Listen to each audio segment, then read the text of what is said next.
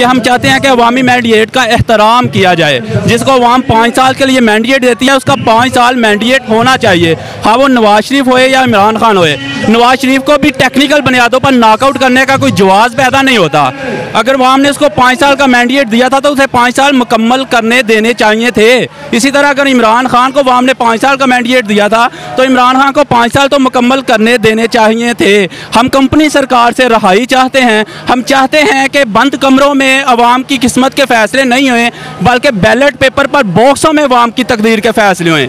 अगर अवाम चाहती है कि हम 5 साल इस बंदे को चाहते हैं तो बंद कमरों में बैठकर कंपनी सरकार ये फैसला नहीं कर सकती कि इसे हटाया जाए और इसे लगाया जाए। हाँ वो नवाज शरीफ हो या इमरान खान हो, हम चाहते हैं कि अवाम के मैंडेट का एहतराम हो। वैसे आपको क्या लगता है ये लॉन्ग मार्च किसके खिलाफ है? क्योंकि खान साहब ये कह रहे हैं कि मैं वज़ीर आज़म से भी बात नहीं करूँगा, मौजूदा हुकूमत से, तो फिर किसके खिलाफ आपको लग रही है? मैं और आप हर कोई जानते हैं कि ये लॉन्ग मार्च उनके खिलाफ है जिनका नाम लेते हुए मेरी भी और आपकी भी कांपें टांक जाती हैं।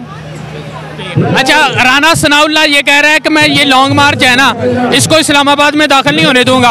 अगर कोई भी गैर कानूनी एक्टिविटी की पहले से ज्यादा शैल मैंने तैयार रखे हुए हैं। आप जानते हैं कि इमरान खान का मार्च हमेशा पुरअमन मार्च होता है, कभी कोई गमला भी नहीं टूटा। लेकिन राना सनाउल्लाह की कोई औकात नहीं है, वो कंपनी सरकार का एक अतना सा मुलाजम है। सेक्टर इंचार्ज जो कर रहा है, ISI का सेक्टर इंचार्ज जो कहता है वो होता है पाकिस्तान में। राना सनाउल्लाह ना कोई उसके तिलों में इतना तेल नहीं है, ना वो कुछ है, ना उसकी कोई हैसियत है।